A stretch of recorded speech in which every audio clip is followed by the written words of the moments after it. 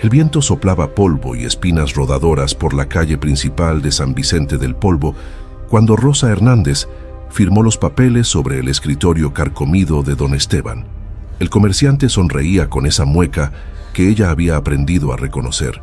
La sonrisa de quien vende veneno diciéndote que es agua fresca. $300. Eso era todo lo que Rosa había logrado reunir vendiendo las últimas gallinas y el reloj de su difunto esposo, Raúl, muerto hacía 2 años en un accidente en la mina. 300 miserables dólares por un terreno que nadie más quería tocar ni con un palo. Señora Rosa, dijo don Esteban guardando el dinero en una caja de lata, le advierto que ese sitio tiene historia, mala historia. La gente del pueblo no se acerca por ahí desde que los Villarreal desaparecieron hace como 30 años. Rosa apretó los labios. A su lado, Mateo, su hijo mayor de 17 años, la miraba con preocupación. Lucía, de 14, abrazaba a Santiago, de 11, mientras la pequeña Sofía, de apenas 7, jugaba con un pedazo de tela deshilachada en una esquina de la oficina. «No me importan las historias», respondió Rosa con voz firme, aunque por dentro el miedo le apretaba el estómago. «Necesito un techo para mis hijos, y eso es lo único que me interesa». Don Esteban se encogió de hombros y le extendió las escrituras, amarillentas y manchadas de humedad. «Allá usted, señora, pero no venga después a quejarse cuando las cosas se pongan raras». Salieron de la oficina mientras el sol de la tarde pintaba las sierras de naranja y violeta. Rosa llevaba las escrituras dobladas en el bolsillo de su falda gastada. Mateo cargaba a Sofía en la espalda. Lucía y Santiago caminaban en silencio, mirando el camino de tierra que serpenteaba hacia las afueras del pueblo. «Mamá», murmuró Lucía, «¿de verdad vamos a vivir en el sitio del olvido?» Rosa se detuvo y miró a su hija. «Sí, mija, y no quiero que le hagas caso a los chismes del pueblo. Esa casa es nuestra ahora. Es todo lo que tenemos». El camino se hizo más angosto conforme avanzaban. Los árboles de mezquite retorcidos flanqueaban el sendero, y las piedras sueltas hacían que Sofía se aferrara con más fuerza al cuello de Mateo. Después de casi 1 hora de caminata, llegaron al terreno. La casa era una construcción de adobe de 2 pisos, con las paredes agrietadas y las ventanas tapiadas con tablones viejos. El techo de tejas estaba medio caído en un extremo, y la puerta principal colgaba de una sola bisagra. Alrededor, el terreno se extendía por varias hectáreas, tierra seca, cactáceas espinosas y algunos mezquites medio muertos. Al fondo, se distinguía lo que alguna vez fue un pozo de piedra. «Dios mío», susurró Mateo. Rosa tragó saliva. Había visto el sitio desde lejos antes de comprarlo, pero de cerca la desolación era abrumadora. Sin embargo, no podía dar marcha atrás. No tenían a dónde ir. La casera del cuarto que rentaban en el pueblo les había dado 3 días para irse, y esos 3 días ya habían pasado. Esto era todo lo que podían permitirse. «Vamos», dijo Rosa empujando la puerta con el hombro. La madera crujió y cedió. El interior olía a tierra húmeda, a encierro, a años de abandono. La luz del atardecer entraba en rayos polvorientos por las grietas de las ventanas tapiadas. El piso era de baldosas rotas, con hierbas creciendo entre las junturas. En la sala principal había muebles cubiertos con sábanas grises, y las telarañas colgaban del techo como cortinas fantasmales. «Mateo, ayúdame a abrir las ventanas», ordenó Rosa con firmeza. «Lucía, Santiago, busquen escobas o algo para limpiar. Sofía, quédate aquí, cerquita de mí». Los niños obedecieron en silencio. Mateo arrancó los tablones de 2 ventanas con la ayuda de una piedra grande, y el aire fresco entró aliviando un poco la opresión del encierro. Rosa empezó a descubrir los muebles: una mesa coja, sillas desencajadas, un armario sin puertas. Todo estaba roto o inservible, pero al menos tenían algo. Cuando subieron al segundo piso por una escalera que gemía con cada paso, encontraron 3 habitaciones pequeñas. En la primera, la que daba al frente, había una cama con el colchón podrido y un ropero antiguo. En la segunda, solo un catre de hierro oxidado. La tercera habitación, sin embargo, hizo que Rosa se detuviera en seco. En el centro de esa habitación Apoyado contra la pared del fondo, había un espejo enorme. Tenía un marco de madera tallada con figuras extrañas, rostros alargados, manos entrelazadas, símbolos que Rosa no reconocía. El cristal estaba agrietado en forma de estrella desde el centro, pero aún reflejaba la luz del atardecer con un brillo opaco y fantasmal.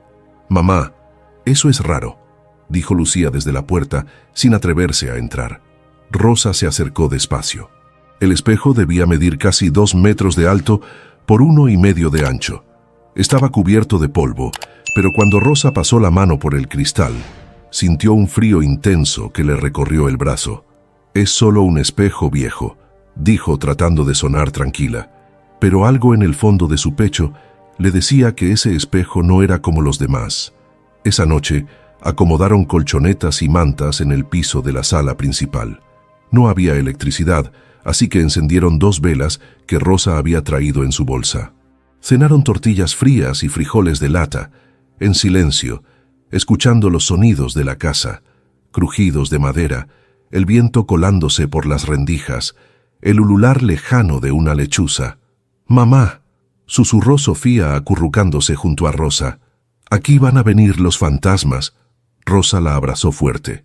«No, mi amor, aquí no hay fantasmas. Solo hay una familia que va a salir adelante». Pero incluso mientras lo decía, Rosa escuchó algo. Un ruido sordo, como si alguien arrastrara algo pesado en el piso de arriba. Los 4 niños se tensaron. «¿Qué fue eso?», preguntó Santiago con voz temblorosa. Mateo se puso de pie, tomando un palo que había encontrado en el patio. «Voy a revisar». «No», dijo Rosa agarrándolo del brazo. «Esperamos hasta mañana. Puede ser el viento, puede ser una viga suelta». Pero el ruido volvió a sonar, esta vez más fuerte, como pasos lentos, deliberados, caminando de un lado a otro en la habitación del espejo. Y entonces desde arriba llegó otro sonido, un susurro apagado, casi inaudible, como si alguien llamara un nombre que Rosa no alcanzaba a distinguir. Los 5 se quedaron inmóviles, abrazados en la oscuridad, mientras las velas parpadeaban y las sombras danzaban en las paredes como figuras vivas que los observaban sin piedad. Rosa no durmió esa noche. Se quedó sentada con la espalda contra la pared, vigilando la escalera mientras sus hijos dormitaban inquietos a su alrededor. Los ruidos habían cesado poco después de la medianoche, pero el silencio que quedó era peor, denso, expectante, como si la casa misma estuviera conteniendo la respiración. Cuando el amanecer tiñó de gris las rendijas de las ventanas, Rosa se levantó con las articulaciones adoloridas y el cuerpo exhausto. Mateo ya estaba despierto, sentado en el umbral de la puerta principal, mirando el valle que se extendía hacia el pueblo. «¿Dormiste algo?», preguntó Rosa poniéndole una mano en el hombro. Mateo negó con la cabeza. «Mamá, yo sí oí pasos. No fue el viento». Rosa suspiró. «Lo sé, mijo, pero por ahora tenemos que hacer que esta casa funcione. No tenemos otro lugar». Despertaron a los demás y desayunaron lo poco que quedaba. Media bolsa de pan duro y un poco de café aguado que Rosa preparó en una lata sobre una fogata improvisada en el patio. Después organizaron tareas. Mateo y Santiago saldrían a buscar madera y herramientas entre los escombros del terreno. Lucía ayudaría a Rosa a limpiar las habitaciones del primer piso, y Sofía, la pequeña, se quedaría jugando en el patio bajo la sombra del mezquite más cercano. «Pero nadie sube al segundo piso solo», ordenó Rosa con firmeza. «¿Entendido?». Los 4 asintieron. Trabajaron toda la mañana. Rosa y Lucía barrieron kilos de tierra, arrancaron hierbas del piso y sacaron muebles inservibles al patio. El calor era inclemente. El sol de Durango caía como plomo fundido sobre sus cabezas. A media mañana, Rosa decidió que necesitaban agua del pueblo. «Mateo, lleva los cubos y ve al pozo de la plaza. Santiago, ve con él». Los 2 muchachos tomaron los recipientes y emprendieron el camino polvoriento hacia San Vicente. Rosa los vio alejarse con el pecho apretado. No quería separarlos, pero no tenían opción. Sin agua no podrían sobrevivir. Mientras tanto, Rosa subió al segundo piso con Lucía para revisar las habitaciones con luz natural. La primera y la segunda estaban vacías, salvo por los muebles rotos. Pero cuando llegaron a la tercera habitación, la del espejo, Rosa sintió de nuevo ese frío extraño que le erizaba la piel. El espejo seguía ahí, impasible, reflejando la luz turbia que entraba por la ventana sin vidrio. Las grietas en el cristal parecían más profundas a la luz del día, como venas oscuras que se ramificaban desde el centro.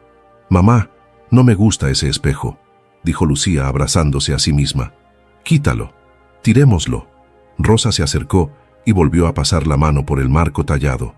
Las figuras eran inquietantes, rostros con los ojos cerrados, manos que se sostenían unas a otras formando un círculo, y en la base una inscripción apenas legible por el desgaste de los años.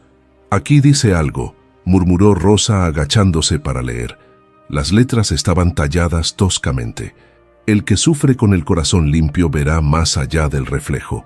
Lucía se arrodilló junto a ella. «¿Qué significa eso?» «No lo sé, hija, pero no vamos a tirar el espejo todavía. Puede que valga algo. Podríamos venderlo si encontramos a alguien que lo quiera». Lucía no parecía convencida, pero no discutió. Rosa y Lucía bajaron y siguieron limpiando. Cerca del mediodía, Mateo y Santiago regresaron con los cubos llenos de agua. Pero no venían solos. Detrás de ellos caminaba una mujer entrada en carnes, con el cabello recogido en un moño apretado y un chal negro sobre los hombros, a pesar del calor. Era doña Remedios, la vecina más chismosa del pueblo, conocida por saber la vida de todos antes que los propios interesados. «Señora Rosa», llamó doña Remedios, agitando la mano como si fueran amigas de toda la vida. «Vine a darle la bienvenida a su nuevo hogar, aunque entre nos, ¿qué valor tuvo usted de venir a vivir aquí?». Rosa limpió sus manos en el delantal y salió a recibirla con una sonrisa forzada. «Doña Remedios, qué amable. Gracias por venir». La mujer entró al patio sin esperar invitación, mirando todo con ojos de águila. «Ay, señora, este lugar está peor de lo que decían. Los Villarreal eran gente rara, ¿sabe? Muy reservados, nunca hablaban con nadie.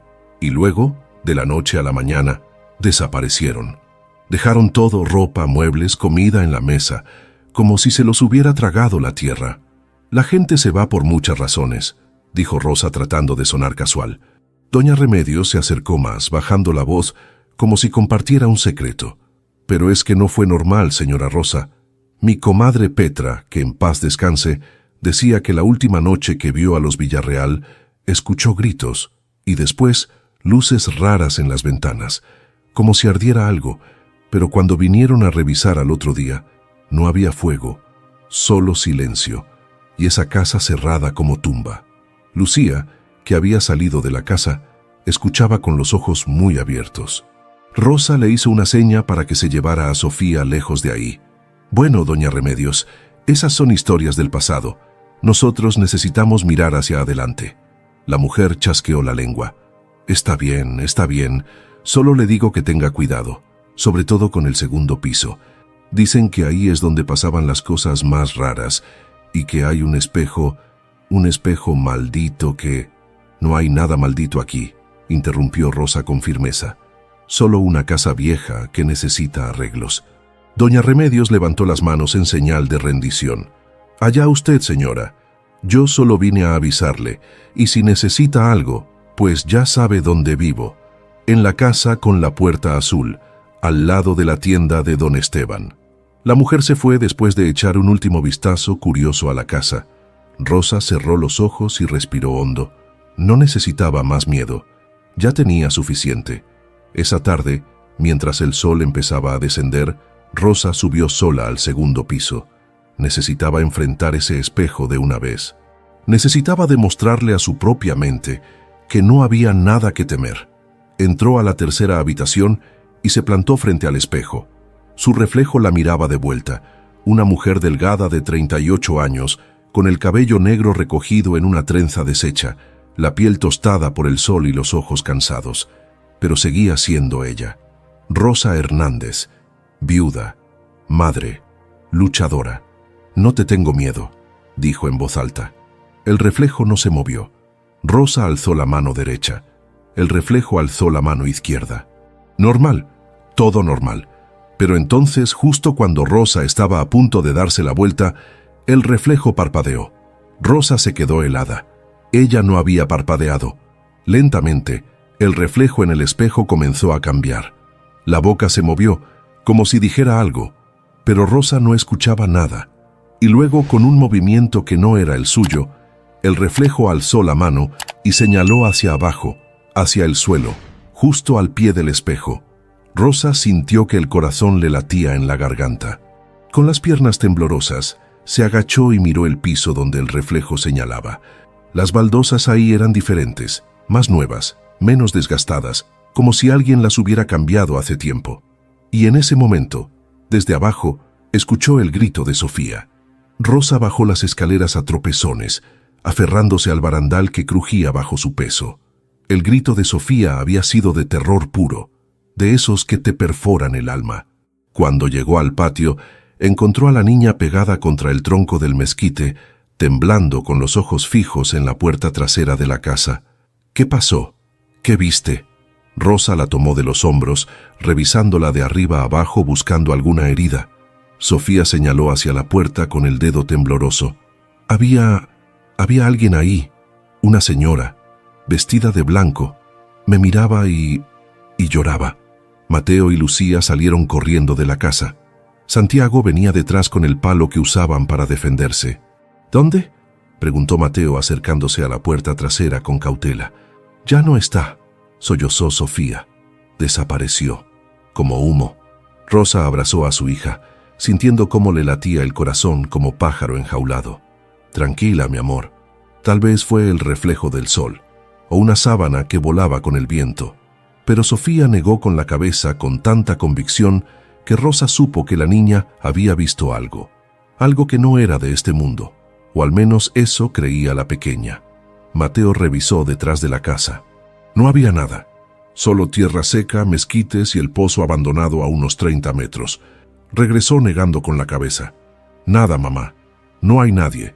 Esa tarde, Rosa no dejó que los niños se separaran.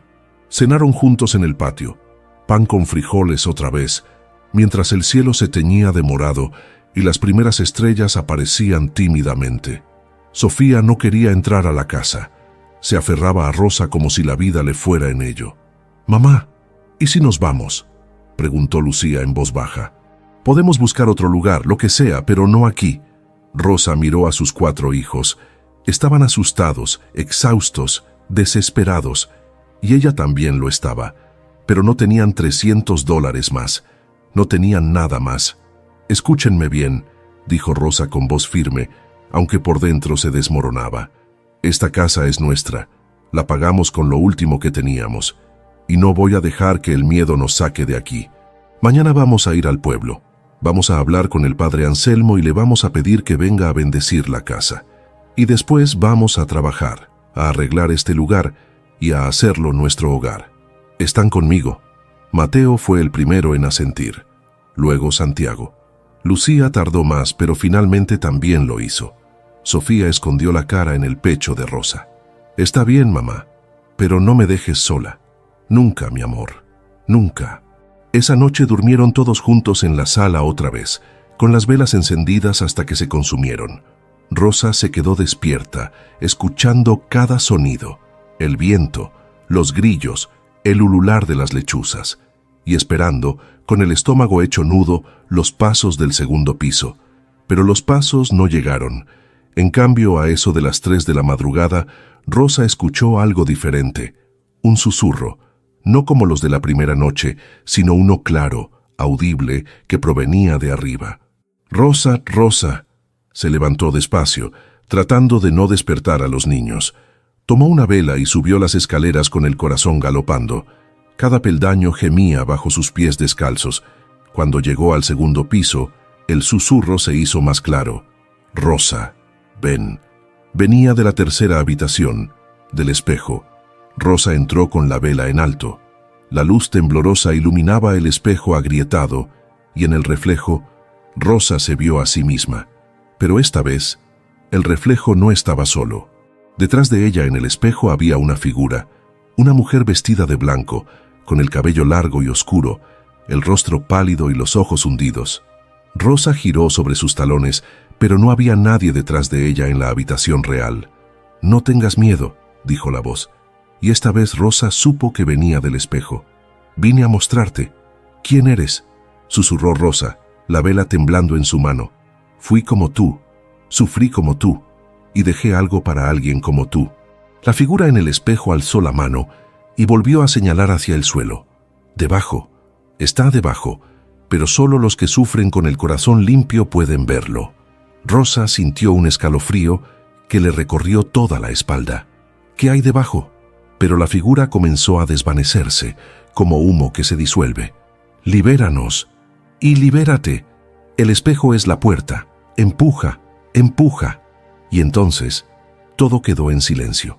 Rosa se quedó inmóvil por un largo momento, con la respiración entrecortada. Luego, despacio, se agachó y examinó las baldosas al pie del espejo. Eran diferentes, más nuevas. Con la uña, Rosa rascó el borde de una de ellas y sintió que estaba suelta. Bajó corriendo y despertó a Mateo. «Ven conmigo. Necesito tu ayuda». Mateo la siguió adormilado, pero cuando Rosa le explicó lo que había visto y oído, el muchacho se despertó por completo. Subieron juntos con herramientas que Mateo había encontrado en el terreno, un martillo oxidado y una palanca de metal. «¿Estás segura, mamá?», preguntó Mateo frente al espejo. «No», admitió Rosa, «pero algo me dice que esto es importante, que esto puede cambiarlo todo». Mateo se arrodilló y metió la palanca bajo el borde de la baldosa suelta. Con un esfuerzo, la levantó. Debajo había otra capa de piedra, pero cuando Rosa acercó la vela, vio que había un hueco, un espacio oscuro que olía a tierra húmeda y a encierro. «Aquí hay algo», dijo Mateo con voz temblorosa. Rosa se inclinó y miró. El hueco era pequeño, como del tamaño de una caja de zapatos, y dentro, apenas visible a la luz de la vela, había algo envuelto en tela. Mateo metió la mano con cuidado y sacó el bulto. Era pesado. Lo desenvolvieron juntos y al quitar la última capa de tela podrida, encontraron un libro, un diario antiguo con las tapas de cuero agrietadas y las páginas amarillentas. Rosa lo abrió con manos temblorosas. En la primera página, con letra elegante pero temblorosa, decía: «Mi nombre es Elena Villarreal. Escribo esto en el año de 1992. Si alguien encuentra este diario, es porque el espejo ha cumplido su promesa. Es porque alguien digno ha llegado. Lo que dejamos escondido no es para nosotros, es para quien lo necesite, para quien sufra, para quien tenga fe». Rosa sintió que se le cerraba la garganta. Pasó la página y siguió leyendo a la luz vacilante de la vela. El diario hablaba de un tesoro, de monedas de oro que el esposo de Elena, un minero llamado Adolfo, había encontrado en una veta olvidada de las sierras, de cómo habían decidido esconderlo porque había gente mala que los perseguía, de cómo habían construido un pasaje secreto detrás del espejo, usando la magia antigua de los símbolos tallados para protegerlo. «Mamá, ¿esto es real?», susurró Mateo.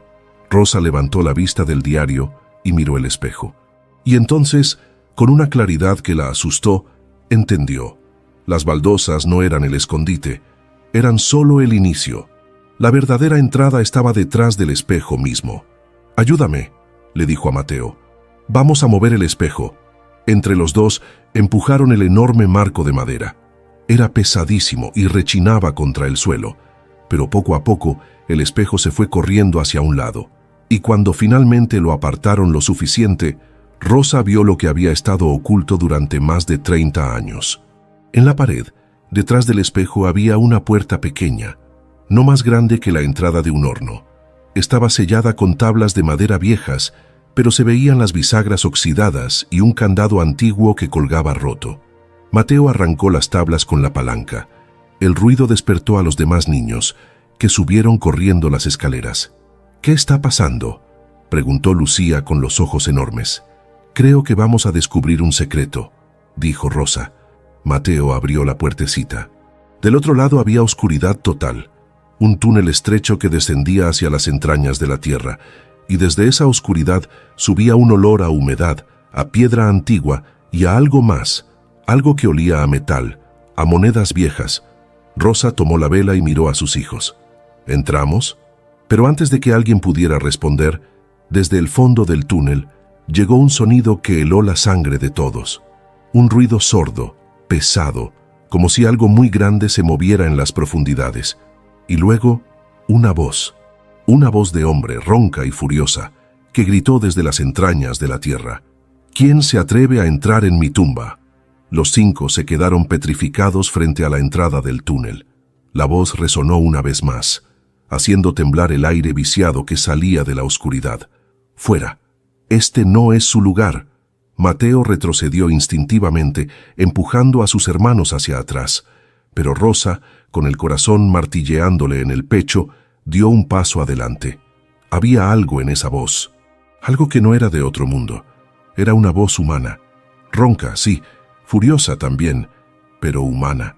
¿Quién está ahí?, gritó Rosa hacia el túnel, sosteniendo la vela en alto. ¿Quién eres? Silencio. Luego, el sonido de pasos arrastrándose. Alguien subía por el túnel. Alguien real. «Mamá, vámonos», suplicó Lucía, jalándola del brazo. Pero Rosa se mantuvo firme. Si hay alguien ahí, necesita ayuda, o está asustado como nosotros.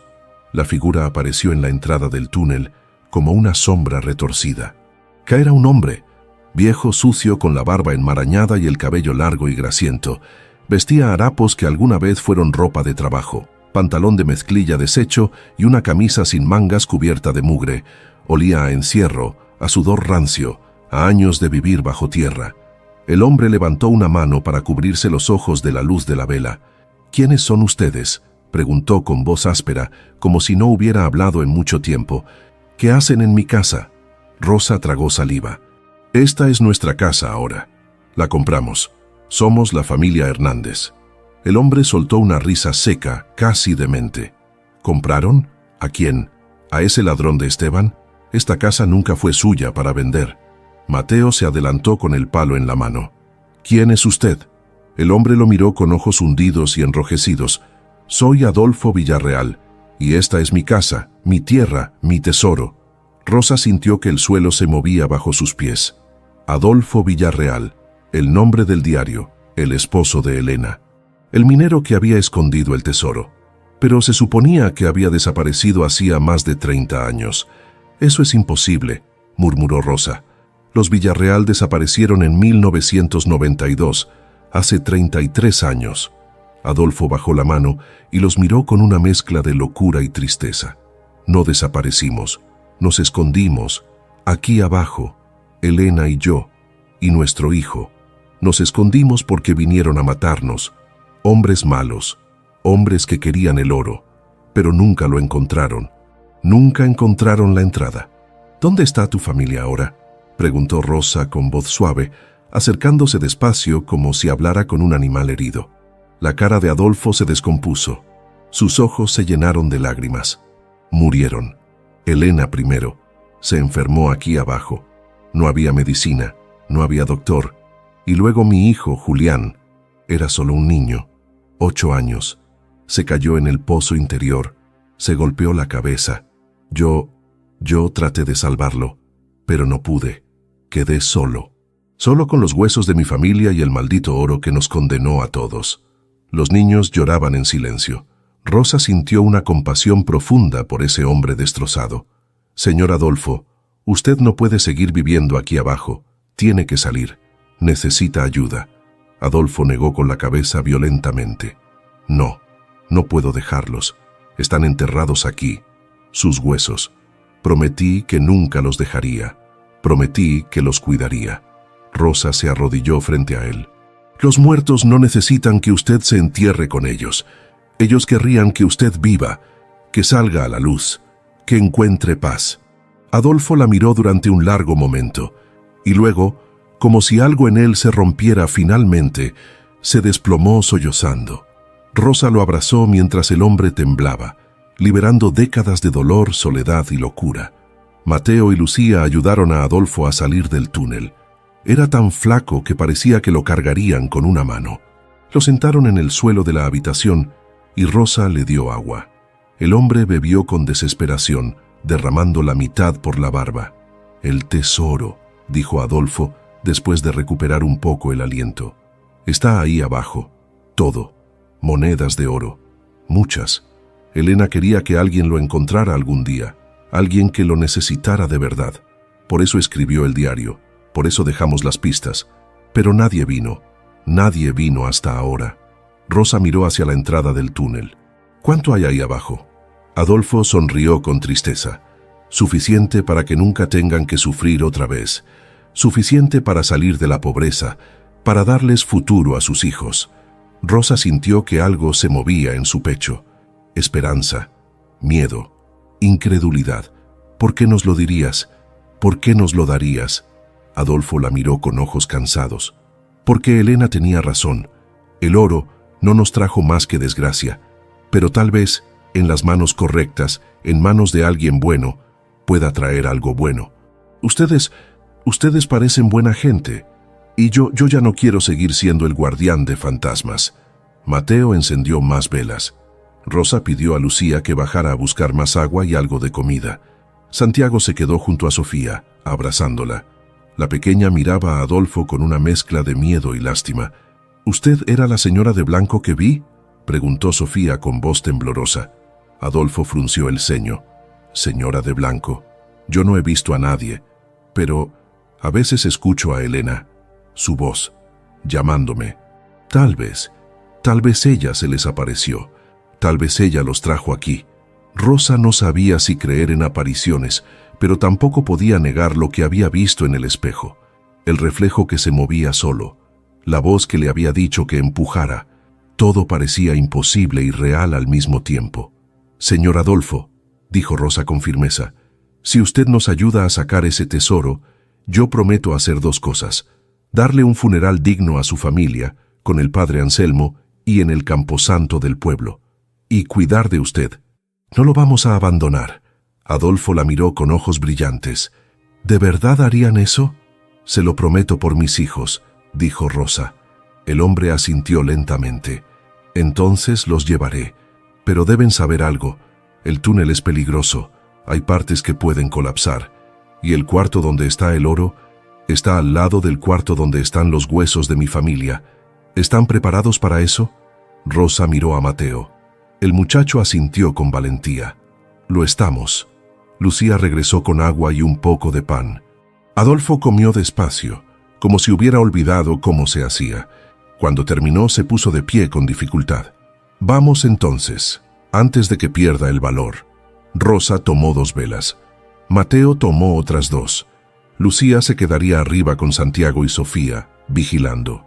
Adolfo entró primero al túnel, agachándose por la entrada estrecha.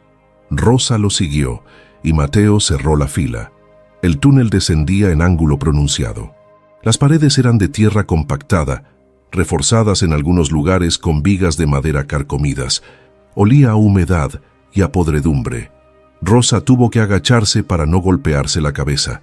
Caminaron en silencio, solo el sonido de sus respiraciones y el goteo lejano de agua. Después de lo que parecieron horas, pero probablemente fueron solo 10 minutos, el túnel se abrió a una cavidad más grande. Adolfo se detuvo. Aquí es. La luz de las velas iluminó 2 puertas de madera podrida, una a cada lado de la cavidad. Adolfo señaló la de la izquierda. Ahí están ellos, mi Elena, mi Julián, descansando. Rosa sintió un nudo en la garganta. Que descansen en paz, murmuró. Adolfo se volvió hacia la puerta de la derecha. Y aquí está lo que buscaban. Empujó la puerta con el hombro. La madera cedió con un crujido agudo. Y entonces Rosa vio lo que había estado escondido durante más de 3 décadas. La habitación era pequeña, no más grande que un closet. Pero en el centro, apilados uno sobre otro, había 5 baúles de madera y metal.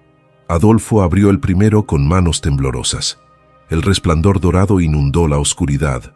Monedas, cientos, tal vez miles de monedas de oro, relucientes, antiguas, hermosas. Rosa sintió que no podía respirar. «Dios mío», susurró Mateo.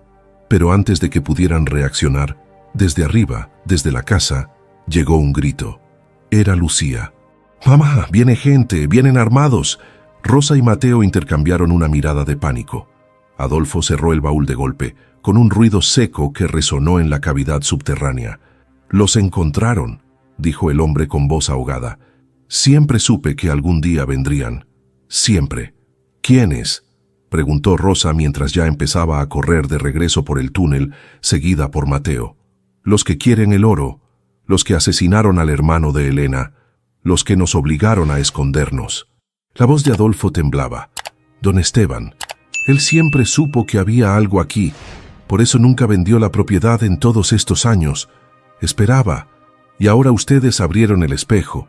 Alguien debió verlos, alguien debió contarle. Rosa subía por el túnel tan rápido como podía, raspándose los codos contra las paredes de tierra. Doña Remedios, la chismosa, había estado en la casa ayer, había preguntado por el segundo piso, por el espejo, y seguramente corrió directamente con don Esteban a contarle todo. Cuando Rosa salió del túnel y llegó a la habitación del espejo, encontró a Lucía en la ventana mirando hacia el camino de tierra. «Mamá, son 3 hombres, vienen a caballo, y uno de ellos es don Esteban». Rosa corrió a la ventana. Efectivamente, 3 jinetes se acercaban levantando polvo. Don Esteban iba adelante, con su sombrero de ala ancha y algo que brillaba en su cinturón. Un arma. Los otros 2 hombres eran corpulentos, con pañuelos cubriendo parte de sus rostros. Pistoleros. Hombres de confianza del comerciante. «Bajen todos», ordenó Rosa. «Rápido, cierren el túnel, empujen el espejo». Entre Rosa, Mateo y Adolfo movieron el enorme espejo de regreso a su lugar, cubriendo la puerta pequeña de la pared. Colocaron las baldosas sueltas de vuelta en el piso. Cuando terminaron, la habitación se veía casi normal. Casi. «Ustedes escondan a Adolfo», dijo Rosa a sus hijos. «Llévenlo al cuarto de atrás, que no lo vean». «¿Y tú qué vas a hacer?», preguntó Mateo con miedo en los ojos. «Voy a hablar con ellos, a ver qué quieren». «Mamá, están armados», lloró Lucía. Rosa tomó el rostro de su hija entre las manos. «Lo sé, mija. Pero si salimos corriendo van a saber que encontramos algo. Tengo que actuar normal, como si no hubiera pasado nada». Adolfo, que había recuperado algo de lucidez, tocó el hombro de Rosa. «Señora Rosa, estos hombres son peligrosos. Don Esteban mandó matar al hermano de Elena por el oro. No va a dudar en hacerles daño». «Lo sé», dijo Rosa. «Por eso ustedes se esconden. Y si las cosas se ponen feas, huyen por el túnel. ¿Entendiste, Mateo? Tomas a tus hermanos y a Adolfo y se van por el túnel hacia las profundidades. Buscan otra salida». Mateo quería protestar, pero la firmeza en los ojos de su madre lo detuvo. Asintió y ayudó a Adolfo a bajar las escaleras. Lucía tomó a Santiago y a Sofía de las manos y los siguió. Rosa bajó también, pero se quedó en la sala principal. Se alisó el cabello, se limpió el polvo de la falda y respiró hondo. Luego salió al patio justo cuando los 3 jinetes llegaban. Don Esteban desmontó con la agilidad de alguien que ha vivido en el campo toda su vida. Era un hombre de unos 60 años, alto, de espaldas anchas y ojos pequeños que brillaban con codicia. Llevaba un revólver en el cinturón. Los otros 2 hombres se quedaron montados, vigilando. «Señora Rosa», dijo don Esteban con una sonrisa que no llegaba a sus ojos. «Qué sorpresa encontrarla aquí tan temprano. ¿Durmió bien en su nueva casa?» Rosa cruzó los brazos. «Don Esteban, no esperaba visitas. ¿A qué debo el honor?». El hombre caminó alrededor del patio, mirando la casa con esos ojos calculadores. «Pues verá, doña Remedios me contó algo muy interesante. Dice que usted estuvo haciendo ruido anoche, moviendo cosas en el segundo piso, y que hoy sus hijos llegaron muy alterados al pueblo por agua. Hablaban de un espejo». «Es una casa vieja», dijo Rosa tratando de sonar casual. «Tiene muchos muebles viejos. Estamos limpiando». Don Esteban se detuvo frente a ella. «Señora Rosa, no me tome por tonto. Yo sé que hay algo en esta casa, siempre lo supe. Los Villarreal no desaparecieron por gusto.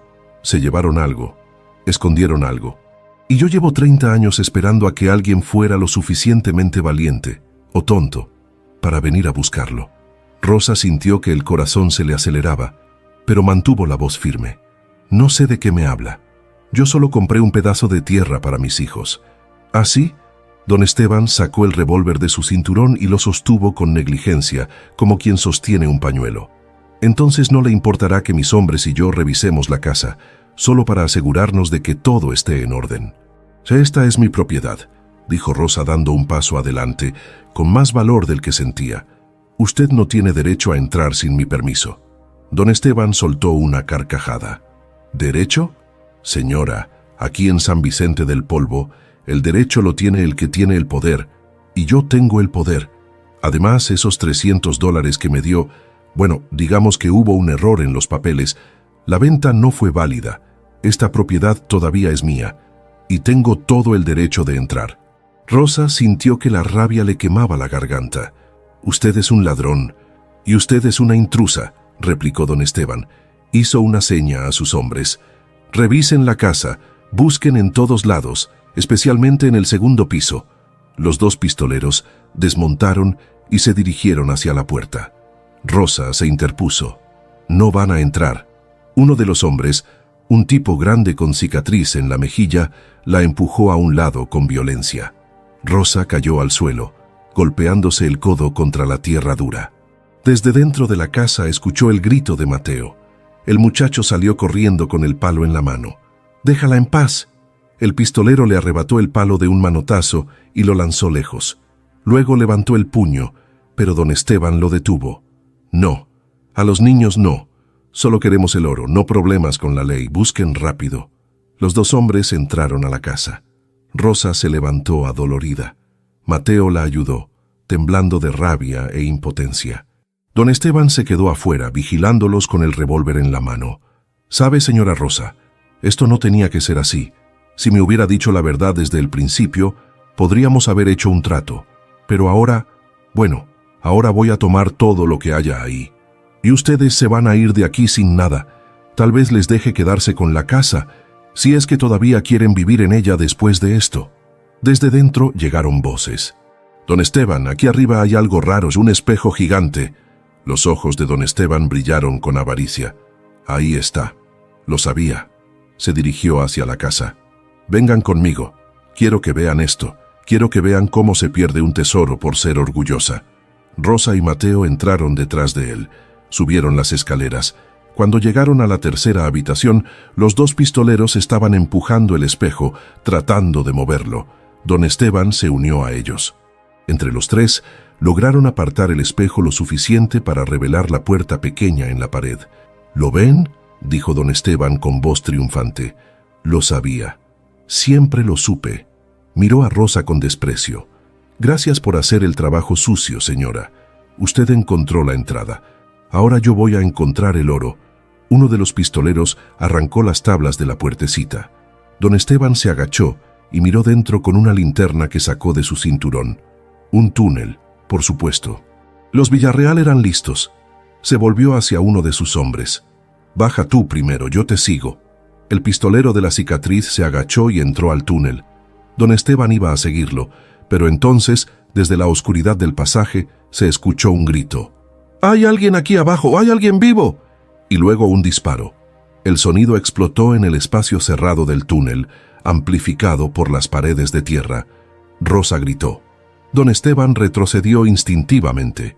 Del túnel salió el pistolero, pálido, con los ojos desorbitados. «Hay un hombre ahí abajo, un viejo loco.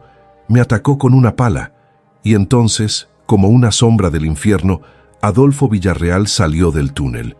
Ya no era el hombre quebrado y lloroso de antes. Ahora era un demonio de tierra y furia. Tenía una pala oxidada en las manos, manchada de sangre. Sus ojos brillaban con locura. «¡Fuera de mi casa!», rugió. «¡Fuera de la tumba de mi familia!». Don Esteban levantó el revólver, pero Adolfo fue más rápido. Golpeó la mano del comerciante con la pala y el arma salió volando por la ventana. El segundo pistolero sacó su propia pistola, pero Mateo, en un acto de valentía desesperada, se lanzó contra él y ambos cayeron rodando por las escaleras. Adolfo y don Esteban luchaban en la habitación, tropezando contra el espejo. El marco antiguo crujió. Las grietas del cristal se expandieron. Y entonces, con un sonido agudo y terrible, el espejo se hizo añicos, explotando en 1000 pedazos de vidrio que llovieron sobre todos como lluvia mortal. Rosa cubrió su rostro con los brazos. Cuando levantó la vista, vio a don Esteban en el suelo, sangrando de varios cortes, gimiendo. Adolfo estaba de pie sobre él con la pala en alto, listo para asestar el golpe final. «¡No!», gritó Rosa. «Adolfo, no lo mates. No vale la pena». Adolfo temblaba, con lágrimas corriendo por su rostro sucio. «Él mató a mi familia. Él nos obligó a escondernos como ratas. Él merece morir. Pero tú no mereces ser un asesino», dijo Rosa acercándose despacio con las manos extendidas. «Tú mereces paz. Tu familia merece descanso».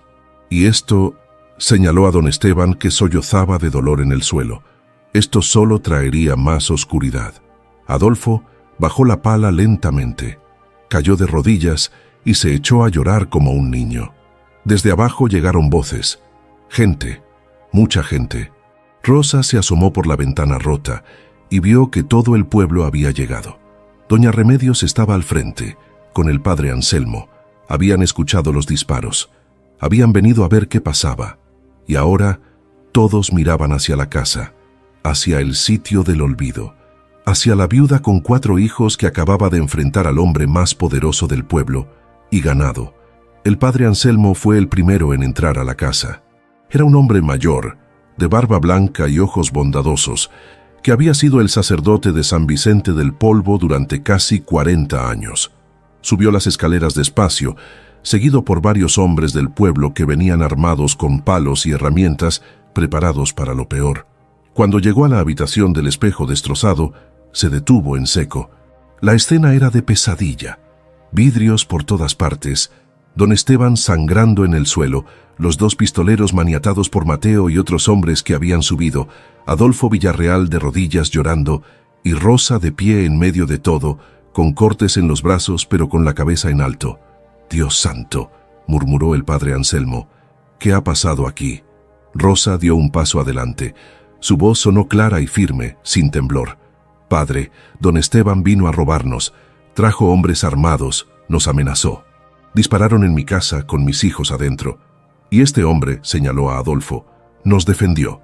Doña Remedios, que había subido detrás del padre, soltó un grito ahogado cuando vio a Adolfo. «Es un fantasma. Es Adolfo Villarreal, pero si desapareció hace 30 años». El murmullo se extendió entre la gente que llenaba la escalera y el pasillo.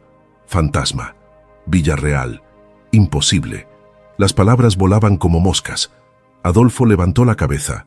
Su rostro estaba sucio de tierra y lágrimas, pero había algo de dignidad en sus ojos cansados. «No soy un fantasma. Soy un hombre que vivió 33 años escondido bajo tierra porque este maldito», escupió mirando a don Esteban, «mandó matar a mi cuñado por un tesoro, porque nos persiguió hasta obligarnos a desaparecer, y ahora vino a terminar lo que empezó». Don Esteban, sosteniendo su brazo sangrante, intentó hablar. «Eso es mentira. Yo solo vine a reclamar lo que es mío. Esta propiedad nunca fue legalmente de los Villarreal. Ellos la...» «¡Cállese!», rugió el padre Anselmo con una autoridad que sorprendió a todos. El sacerdote se acercó a don Esteban y lo miró con desprecio. «Don Esteban, yo estuve aquí cuando los Villarreal desaparecieron. Yo hablé con Elena antes de que todo esto pasara. Ella me contó que usted los amenazaba, que quería las tierras, que su hermano Tomás había aparecido muerto en el río después de enfrentarse a usted. Pero nunca hubo pruebas. Nunca hubo justicia. Hasta ahora». El rostro de don Esteban se puso pálido. «Usted no puede probar nada». «No tengo que hacerlo», dijo el padre Anselmo. «Esta gente es testigo de lo que usted intentó hacer hoy.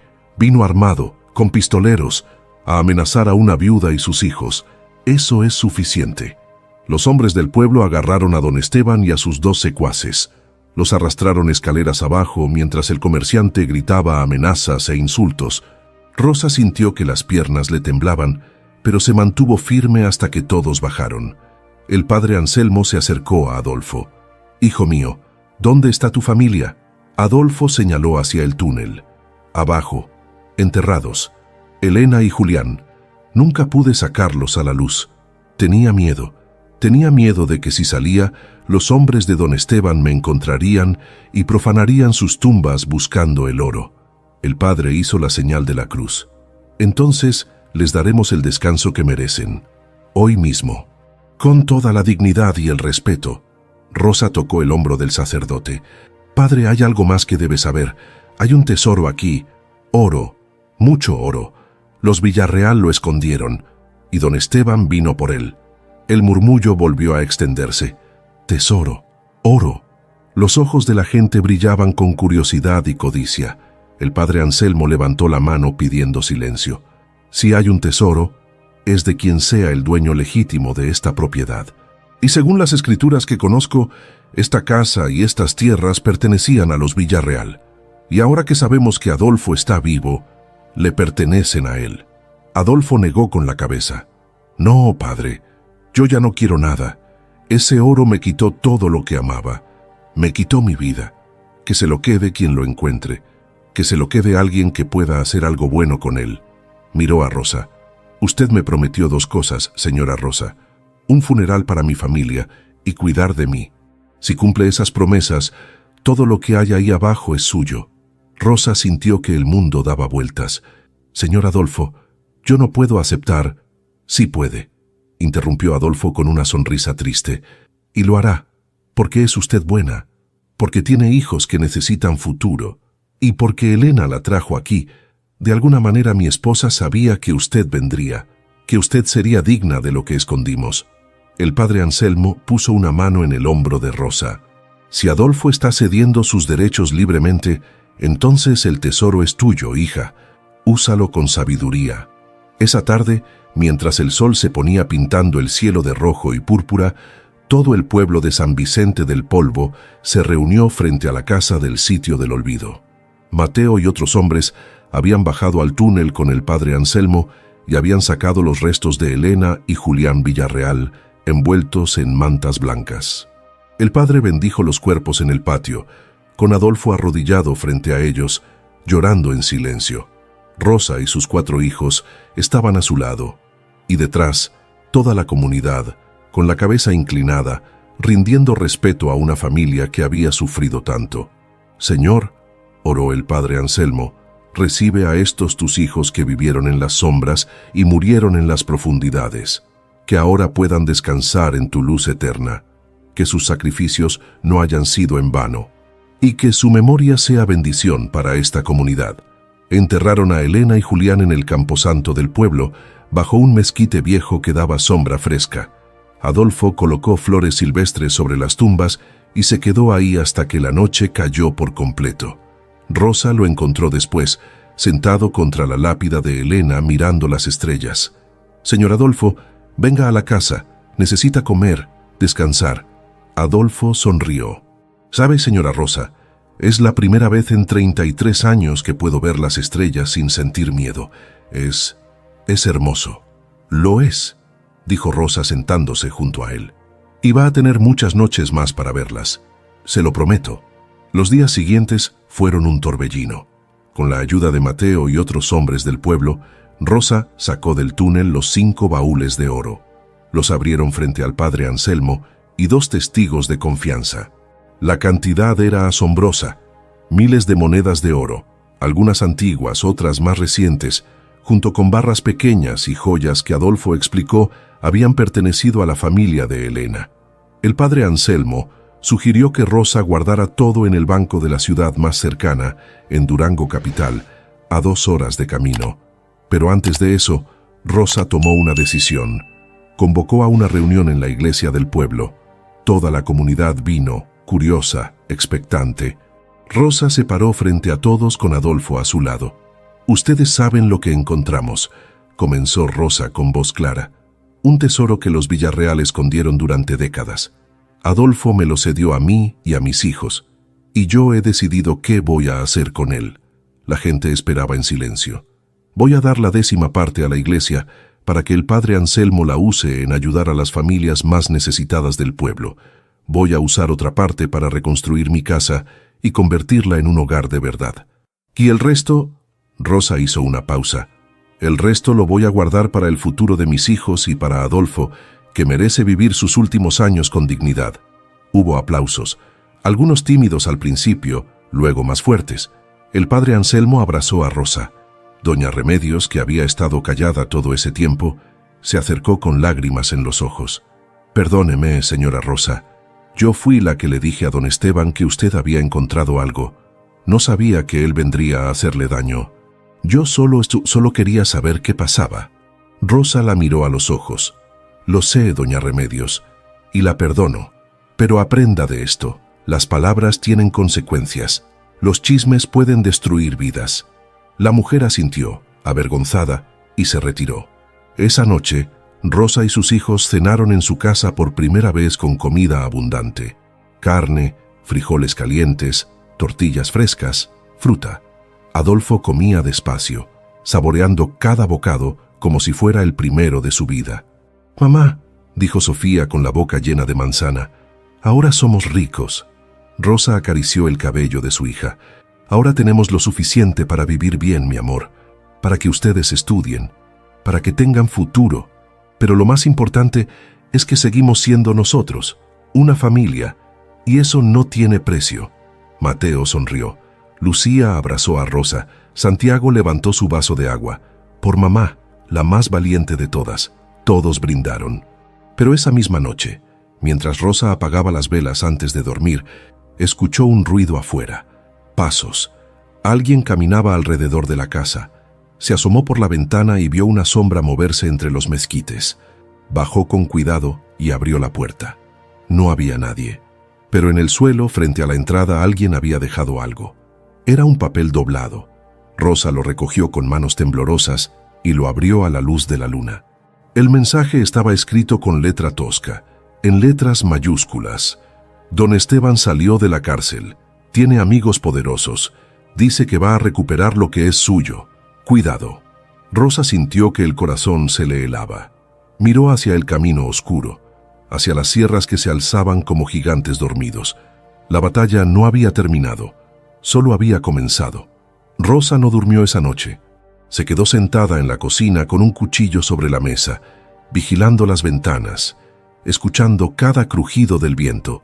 Al amanecer, cuando el primer rayo de sol entró por la puerta, despertó a Mateo. «Hijo, necesito que vayas al pueblo. Busca al padre Anselmo. Dile lo que pasó y dile que necesitamos ayuda». Mateo se vistió rápido y salió corriendo. Rosa preparó café y despertó al resto. Adolfo apareció desde el cuarto trasero que ahora usaba como dormitorio, con el rostro preocupado. «Lo escuché anoche», dijo el hombre. «Alguien rondando, yo también vi la sombra». «Don Esteban no se va a dar por vencido», murmuró Rosa. «Tiene poder, tiene dinero y ahora tiene rencor». Adolfo se sentó pesadamente.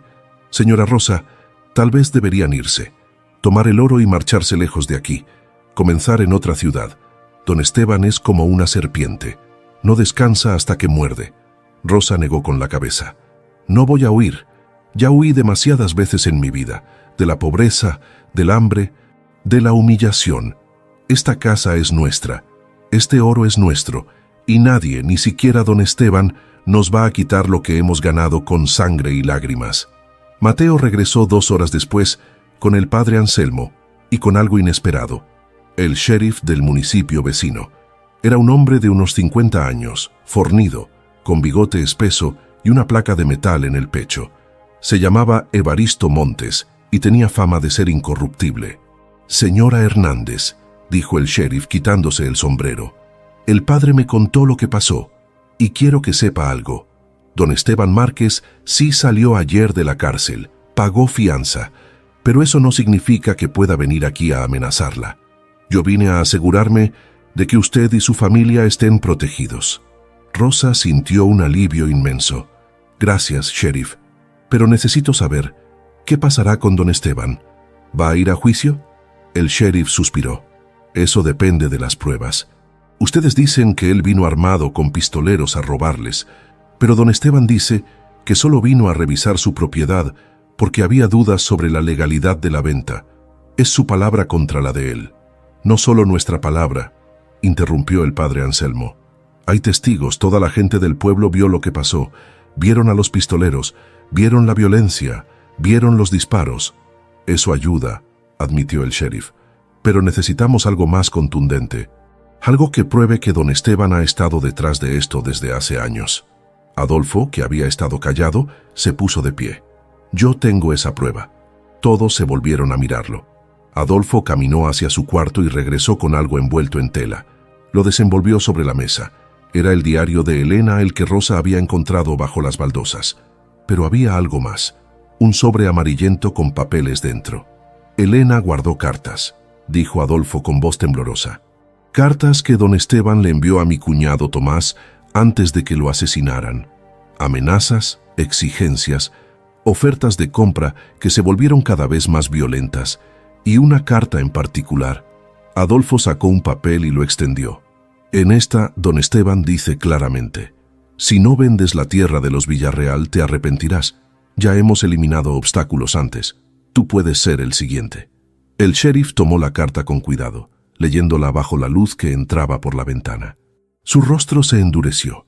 Esto es evidencia de conspiración, de amenazas.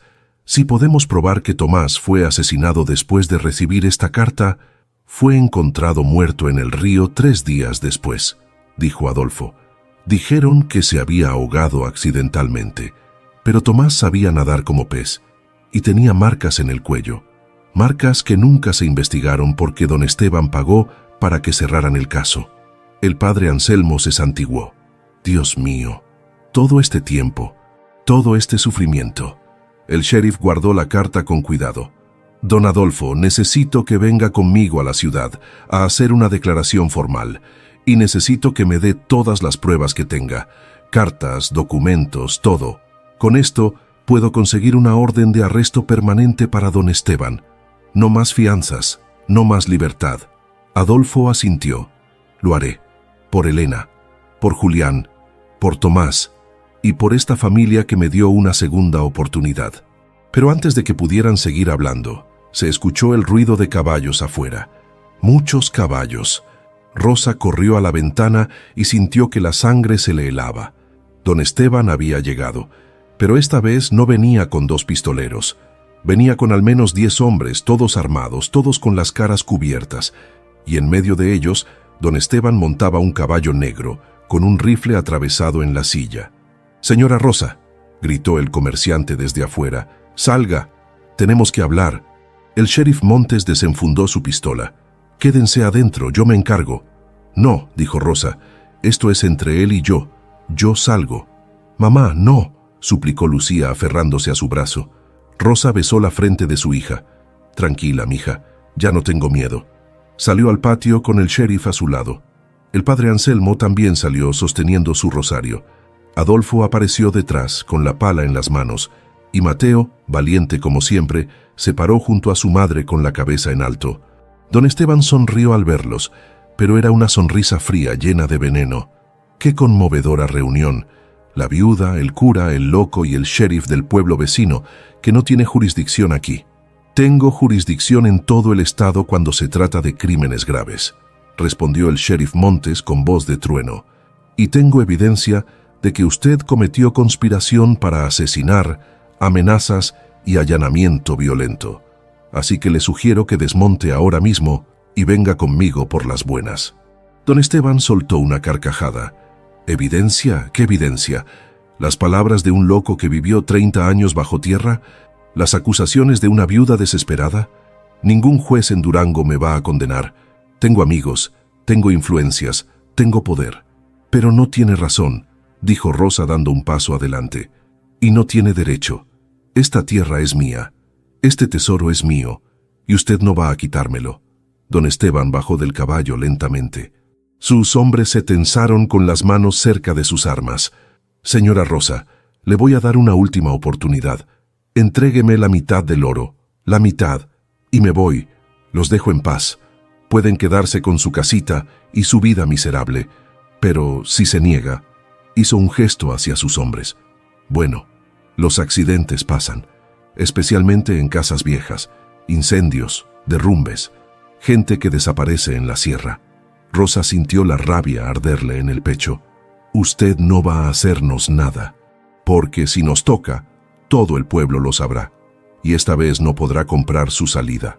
Como si hubieran sido invocados por sus palabras, empezaron a llegar personas. Primero doña Remedios, corriendo desde el camino con su chal ondeando. Luego don Jacinto, el herrero. después la familia Soto completa, y más, hombres, mujeres, niños. Todo San Vicente del Polvo caminaba hacia el sitio del olvido.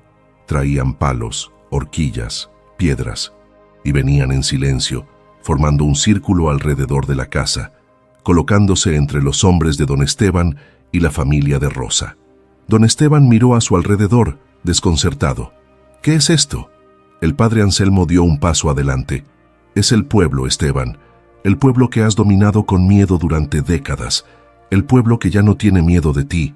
Doña Remedios alzó la voz, sorprendiendo a todos. Yo declararé contra usted, don Esteban. Yo le conté lo del espejo y usted me pagó 20 pesos para que le dijera todo lo que sabía. Pero no sabía que vendría a matar a esta familia. Don Jacinto añadió, y yo testificaré que usted me amenazó cuando me negué a fabricarle rejas para encerrar a los Villarreal hace 30 años. Uno tras otro, los pobladores empezaron a hablar. Historias de abuso, de extorsión, de tierras robadas, de amenazas. 30 años de terror saliendo a la luz como agua rompiendo una presa. Don Esteban palideció, miró a sus hombres. Dispérselos, son solo campesinos asustados. Pero los hombres armados miraron al pueblo, al sheriff con su placa, al padre Anselmo con su cruz, y vacilaron. Uno por uno bajaron las armas. No iban a disparar contra familias enteras, no por el oro de otro. Se acabó, Esteban, dijo el sheriff Montes acercándose con las esposas en la mano. Está arrestado por amenazas, conspiración y tentativa de robo, y esta vez, con todos estos testigos, no va a salir. Don Esteban gritó, forcejeó, maldijo, pero finalmente fue esposado y subido a un caballo. Mientras se lo llevaban, gritó, «Esto no termina aquí, tengo abogados, tengo dinero, voy a destruirlos a todos». Pero nadie le creyó, porque todos sabían que el poder verdadero no estaba en el dinero ni en las armas, estaba en la comunidad, en la justicia, en la verdad. Rosa sintió que las piernas le temblaban. Mateo la sostuvo. El pueblo estalló en vítores. Algunos lloraban, otros abrazaban a Rosa y a sus hijos. Era como si 30 años de oscuridad se hubieran levantado en un solo día. El padre Anselmo levantó las manos. Hoy hemos sido testigos de un milagro, no del oro que se encontró bajo tierra, sino del oro que siempre estuvo en el corazón de esta comunidad. La valentía, la solidaridad, la justicia. Que Dios bendiga a esta familia y que Dios perdone a aquellos que actuaron con maldad. Esa noche, Rosa y sus hijos durmieron por primera vez sin miedo. Adolfo también descansó, con una paz que no había conocido en décadas. Los meses siguientes trajeron cambios. Don Esteban fue sentenciado a 20 años de prisión por conspiración en el asesinato de Tomás Villarreal y por los crímenes cometidos contra la familia Hernández. Sus propiedades fueron confiscadas y repartidas entre las familias a las que había robado. Rosa usó el oro con sabiduría. Reconstruyó la casa del sitio del olvido, convirtiéndola en un hogar hermoso con jardines, corrales y un taller de carpintería para Mateo, que descubrió que tenía talento para trabajar la madera. Lucía empezó a estudiar en la ciudad, con sueños de ser maestra. Santiago y Sofía iban a la escuela del pueblo, felices, bien alimentados, llenos de esperanza. Adolfo vivió sus últimos 5 años con dignidad. Ayudaba en el jardín, contaba historias a los niños del pueblo sobre los viejos tiempos y visitaba las tumbas de Elena y Julián cada domingo después de misa. Cuando murió, fue enterrado junto a su familia, finalmente reunido con los que amaba. El sitio del olvido cambió de nombre. Ahora la gente lo llamaba la Casa de la Esperanza. Y Rosa Hernández, la viuda que llegó al pueblo sin nada más que 4 hijos y $300, se convirtió en símbolo de resistencia y fe para toda la región. A veces, en las noches tranquilas, Rosa subía a la habitación donde antes estaba el espejo. Los vidrios habían sido limpiados, la pared reparada, el túnel sellado, pero ella recordaba el reflejo que se movía solo, la voz que la guió, la puerta que se abrió, y en su corazón sabía que Elena Villarreal había cumplido su promesa, había dejado el tesoro para alguien que lo necesitara, para alguien con el corazón puro, para alguien que sufría, pero que no se rendía. Rosa miraba por la ventana, hacia las sierras de Durango que se alzaban contra el cielo estrellado. Sus hijos dormían seguros. Adolfo descansaba en paz. El pueblo había encontrado su voz. Y ella, una viuda que el mundo había desechado, había demostrado que la verdadera riqueza no estaba en el oro enterrado. Estaba en la valentía de seguir adelante. Estaba en la dignidad de no rendirse. Estaba en el amor que une a una familia. Y en eso, Rosa Hernández era la mujer más rica del mundo.